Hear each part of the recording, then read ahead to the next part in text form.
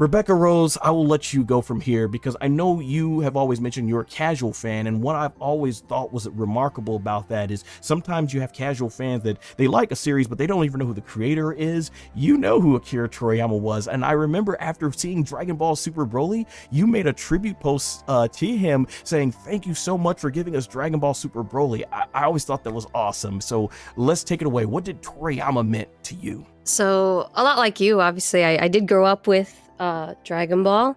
And for me, it was, I grew up with Sailor Moon as well. And my first anime that I really connected with my brother, we were watching Dragon Ball. And we would like jump on our trampoline and be like, Kamehameha, or like kick each other like in the air and like do these flips pretending to be them.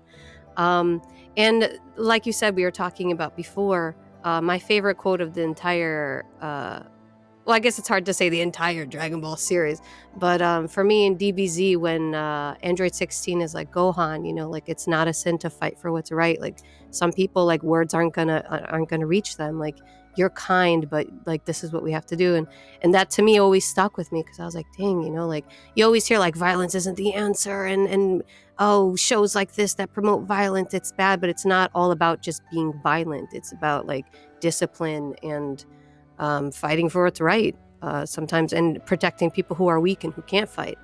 So I did learn a lot in watching Dragon Ball. And Akira Toriyama in general, I did grow up playing Chrono Trigger too. And I remember the only reason I started playing it because I was like, oh, this looks like Dragon Ball. Like, it must be the artist who's doing it. And so I just got into it. I'm like, wow, that looks like Bulma with blonde hair. And so in that way, his art really like influenced me. And then, of course, there are other animes that I watched. I'm really not that far in as I should be, I guess, but I'm in like 250 of like One Piece. So I'm still like a baby One Pieceer or whatever you'd call him.